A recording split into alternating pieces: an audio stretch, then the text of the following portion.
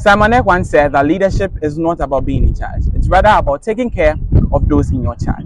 Welcome to the first episode of what in coming weeks will bring to the limelight aspiring student leaders from the Ghana Institute of Journalism. This is the Candidate Pulse. My name is Augustine Edem Kobiti Saint and I'll be your host. After this break, we get to see who our guest is and what he's made up of. Don't go nowhere.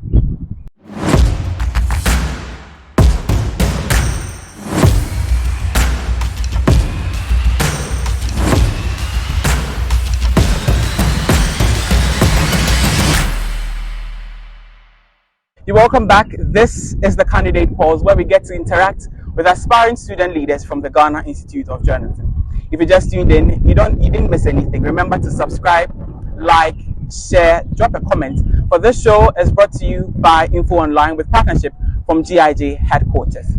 Now let's get to see who my guest is. With a passion for leadership and desire to make a difference, my guest is dedicated to serving the school and the student body as well as creating a positive impact. He is currently the president for the Echo of Leadership Society, which seeks to churn out quality leaders from GIJ. His passion for leadership doesn't end there. He is also the president for the Northern Students Association, the organizing secretary for the Ghana Muslim Students Association. He is the founder of the Heart Family, his brainchild, which he seeks to help persons who are in dire need of help. His immense support for students is undoubted. He has assisted numerous colleague students in taking issues related to course registration, portal issues resolution, and organizing study groups to help students. MOHAMMED Yakubu Fedaws, popularly known as YFM, believes he has the potential to lead the student government to new heights. Today, we get to learn more about his goals, his vision, and what leadership style he seeks to employ when he becomes president.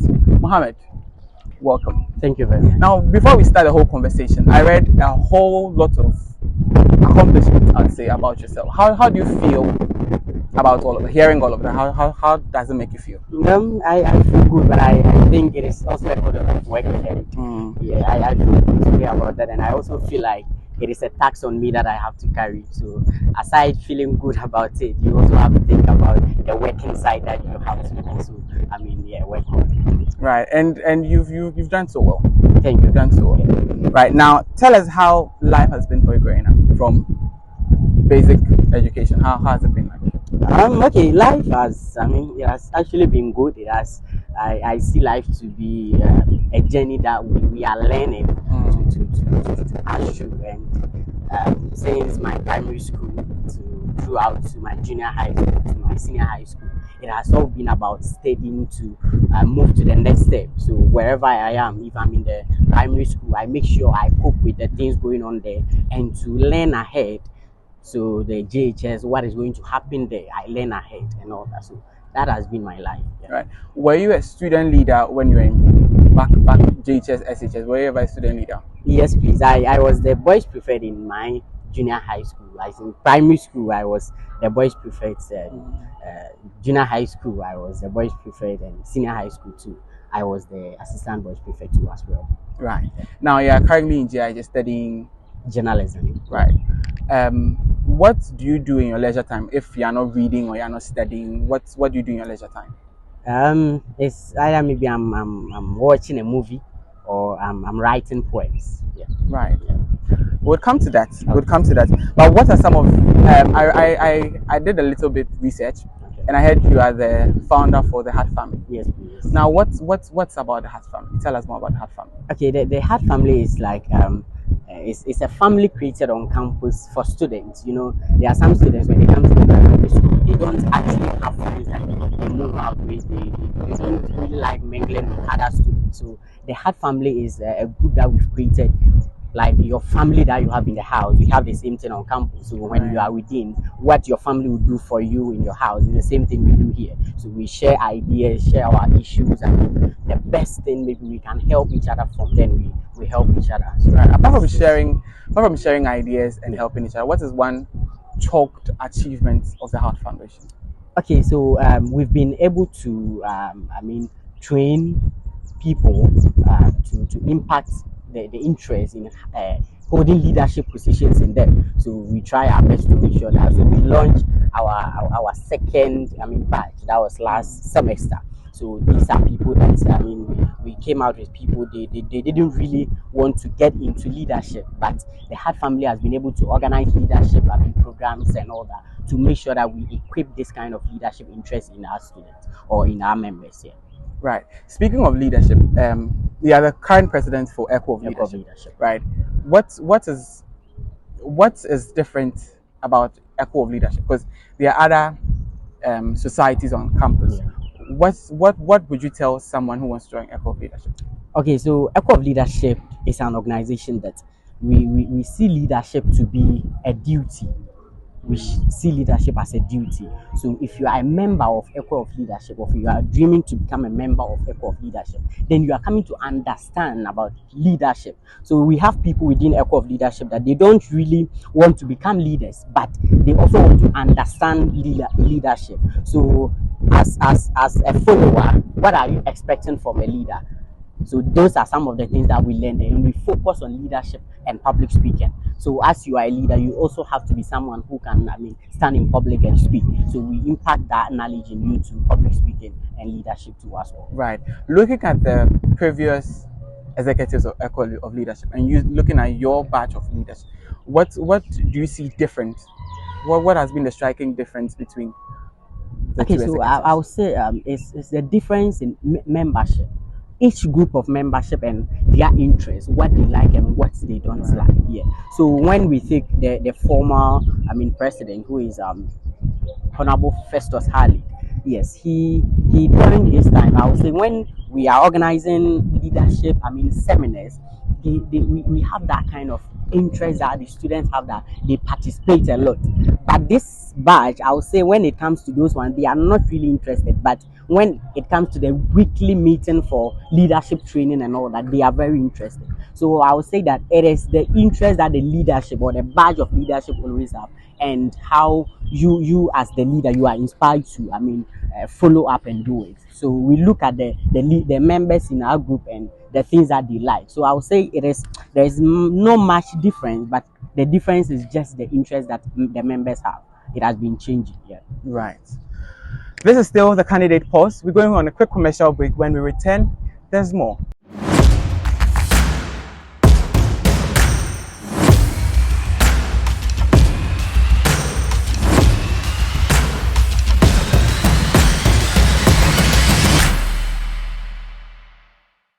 Welcome back. This is the candidate pulse. If you just tuned in, like, share, subscribe, and comment. This show is brought to you by Info Online with partnership from the GIJ headquarters. Now, my guest has been speaking so much about his leadership life and his basic life. Now, let's shift the conversation to last semester. Now, last semester, your class was tasked to as part of the semester program, you had to run a political campaign. And if my memory serves me right, your team was ranked 5th. Yeah. Now, why do you think your team was 5th? So basically I would say that is the decision from the judges and what they saw, you understand, because they didn't really bring us a marking scheme, or maybe after everything they didn't bring us that maybe when it came to the debates, maybe your presidential candidate didn't do well, and maybe this, when it comes to this, you did well, and they didn't bring us something like that. So I think that maybe the knowledge they have and maybe the criteria they were using that we don't know, I think it was based on that, and I can't really say much about that. Right. But looking at your performance and your team's performance, where on the pedestal do you think you rank? From 1st to, let's say, 5th, since you were 5th, from 1st to 5th, where, based on your performance and the support you had, where do you think you ranked? Okay, so I think we should have been at least 1st to 3rd. We should have flown with it, because from 1st to 3rd, there's 1st, 2nd, and 3rd. Choose one. Choose. Which I'll choose 1st. Right. I'll choose 1st. Yes, because when it comes to the field work, my team really did well. My class, they engaged in the various activities. More than any other group, we did very well in that. So that is why I'm saying that maybe on the D-Day, maybe a lot of things happen that the judges have much knowledge about it that we don't have. So I think maybe it was from there that maybe we had that position. Were you disappointed when you heard that you were fifth?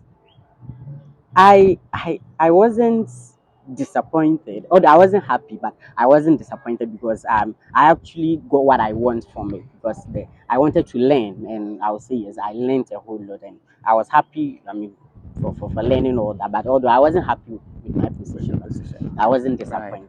Right. So apart from not being happy, how else did you process the information? Did you cry? Did you blame people? You didn't do this well. You didn't do this well. Oh no. For me, I think it's like everybody. I mean, they all contributed. The whole class contributed. So actually, I said we all did very well, and we had to take it like that because I mean it's a learning process that we learned. So I think it was cool. Right. Now, let's shift our focus from POCOM. Let's come to SRC. Now, earlier this week, we saw a flyer, YFM. Tell us the whole story behind what YFM, because you are officially the first aspirant candidate to declare that you are running for SRC position. That's the presidential position. You say I'm the first? Okay, maybe yes, because with the flyer, I haven't seen any aspirant who has written hopeful SRC president. You are the first person. What informed the decision? Okay, so I think it is an ambition that I have. So for now, I still call it an ambition because we've not, I mean, picked forms, we've not gone for vetting and all. So I still call it an ambition that I have, and it is something that I would say. I mean, the student body, they are already aware of the ambition that I have. So this was just something that I came out with for them to know that I still hold on to my ambition. That hopefully, if we have to fight for nominations and all that, I'll still be in the race. Right. And what has been the reaction after you posted? Oh, the reaction has been very good. It has been very positive, and yeah, I think I met my target. That's what I was. Right. Now, there's a school of thought that says you should have waited a bit for you to pass through the vetting to be officially declared as. Do you side with that school of thought, or you feel being prepared now is?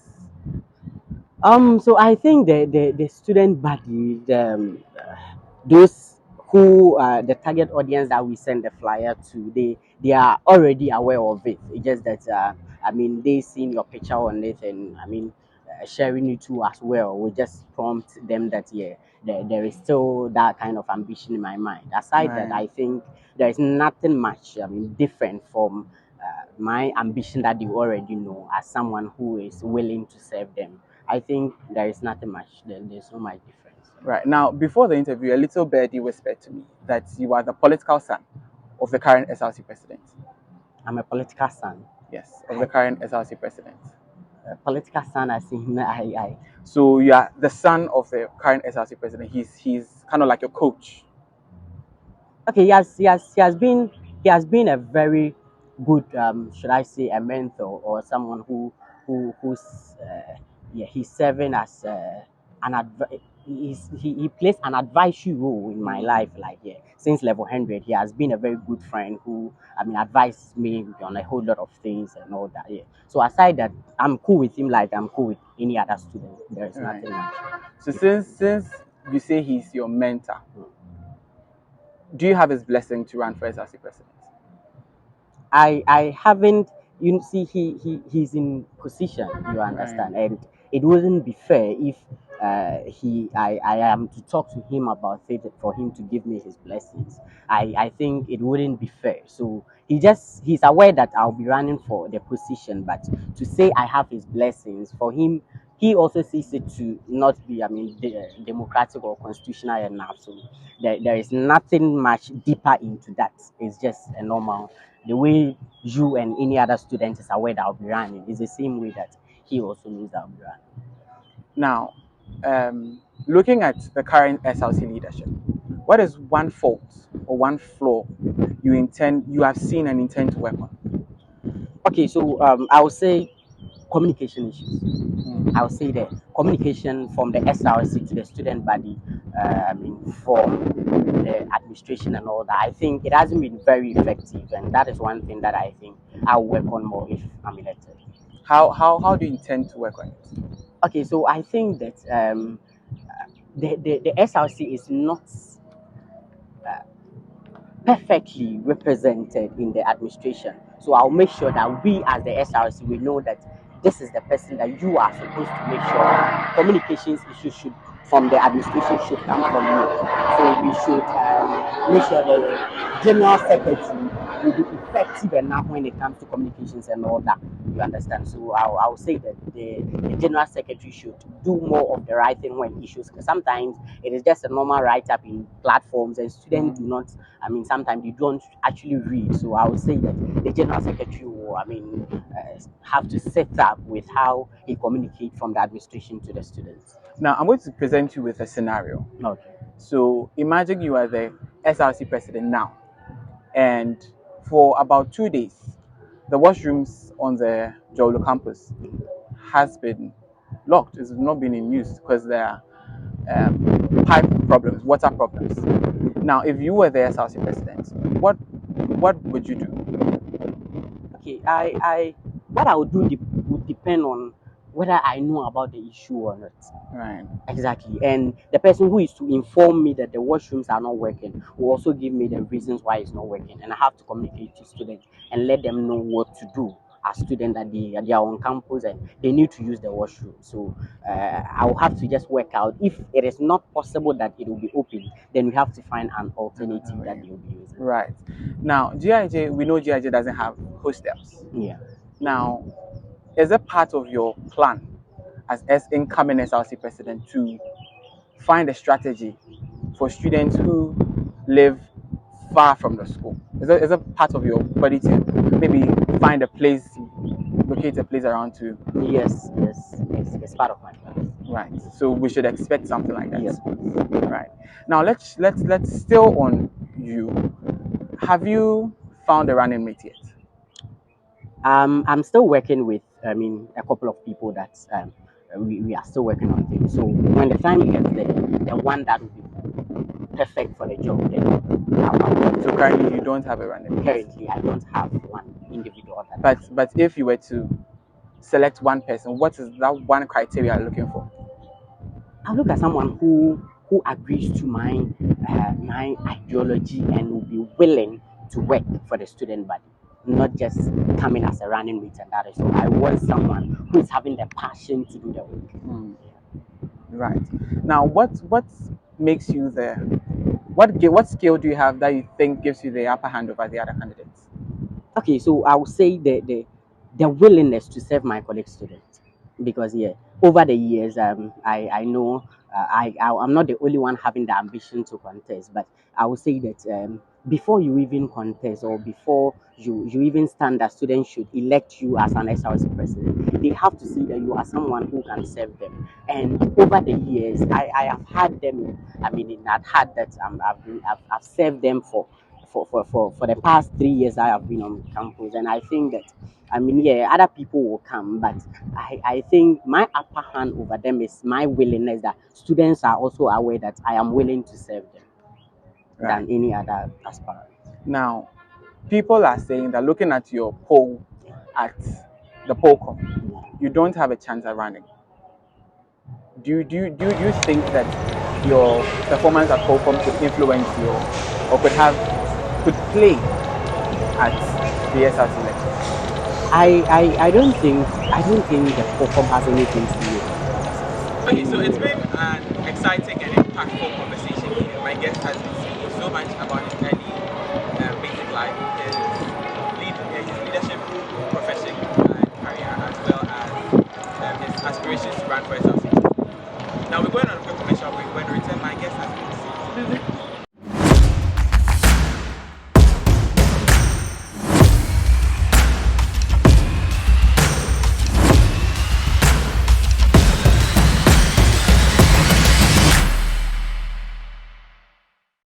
Welcome back. This is still the Pulse right here on E4 Online. Remember that this show is brought to you in partnership with GIJ Headquarters.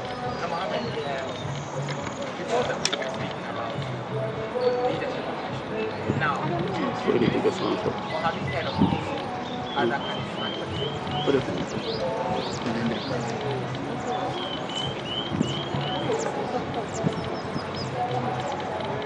Now, it is not that Daniel's do you think that they have an apartment? What I think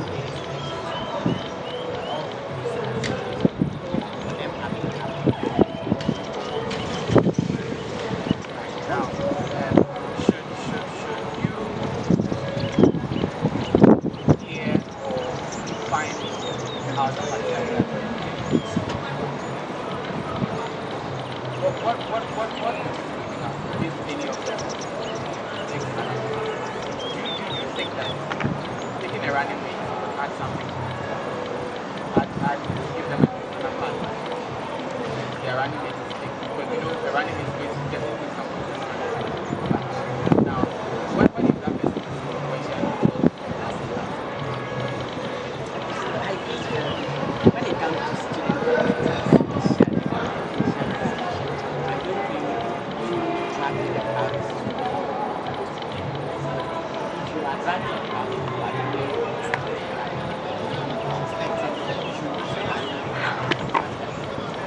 but you just happen them. It doesn't mean that when it comes to election, we are going to election. So I think students just happen them. So I think before they go to elect, they are all appointed.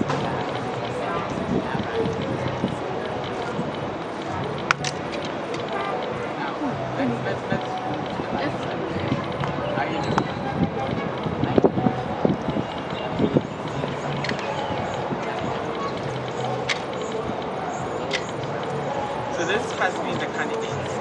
But before we wrap up, if you had a minute to speak to GIG, what would that be? And tell them in 1 minute, convince them why Mohammed is the best. Dear students of our institute, I believe that the ISRC has been doing right when it comes to leadership and making sure they represent us very well. And I think that I have been working with the student body for over years now. And I think I now understand the student body. I know what's important from our SRC. And I think that I've been on the ground with you and you've told me your problems. I now know what the SRC is supposed to do for students. So I'm calling on all students of the Ghana Institute of Journalism. You should join us in this students. We can raise the hand of the GIG SRC and make sure that students will feel proud to say that they are part of the GIG SRC. Thank you very much. Now, how you have a social media handle. Tell what you think you should do, or guide, or how do you Okay, so on social media,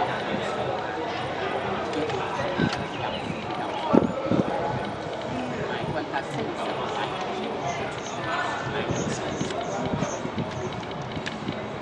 you heard it all.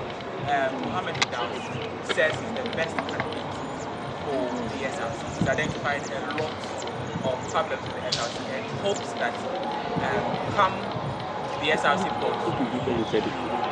vote for him, throw your support behind him, and it is good portfolio? Let's say to go find job. These are the evidences that you've worked on this thing. And listen to me. This is me. The evidence will try. this has been the candidate calls. My name has been Augustin Hedem. So this show has been made possible courtesy our director, Moses Dizar, our cameraman, Nana Pepra and Clement Amusu. Thank you so much. To everyone who joined us here. Thank you, Frida, Kelvin. So you come your way next week. Remember, stay positive. And remember, subscribe if you haven't.